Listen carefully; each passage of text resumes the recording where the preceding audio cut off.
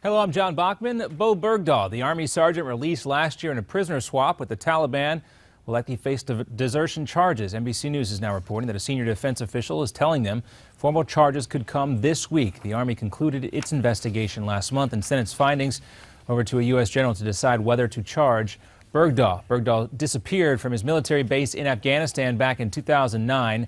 Many of his platoon mates have called him a deserter. Checking in on Wall Street right now, weaker than expected earnings for Microsoft and Caterpillar pushed the Dow Jones Industrial Average down by more than 2% at one point today. The Nasdaq was also down by more than 2%. Both indices are starting to slowly recover. Analysts say falling oil prices have started also to impact the overall economy.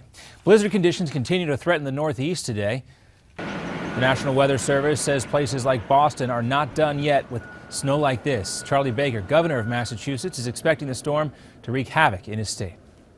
We anticipate that hundreds of thousands of customers are likely to be without power at some point over the course of the storm, and those heavy and sustained winds will make it very difficult in many cases to get power back on quickly. Well, that's turned out to be mostly true, although power is still out for some folks, but it was not quite as widespread as some had worried. Japanese officials are now investigating a new video purportedly released by ISIS. It appears to show hostage Kenji Goto, who says he only has 24 hours left to live. The video also mentions a Jordanian pilot who is believed to have been captured by Islamic radicals. The terror group wants to exchange these hostages for an Iraqi woman convicted of terrorism in Jordan. Also in the Middle East, the Israeli military confirming that 2 rockets were fired from Syria into the Golan Heights today. The IDF responded by returning fire and says they have ordered evacuations in that region. This just 9 days after an Israeli airstrike in Syria killed an Iranian general who was with several Hezbollah militants.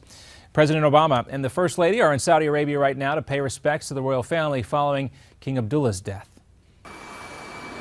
Also, the commander-in-chief is joining several of his cabinet members and U.S. lawmakers on part of this trip, along with former Secretaries of State Condoleezza Rice and James Baker, all there as part of the American delegation to meet with the new ruler of Saudi Arabia, King Salman.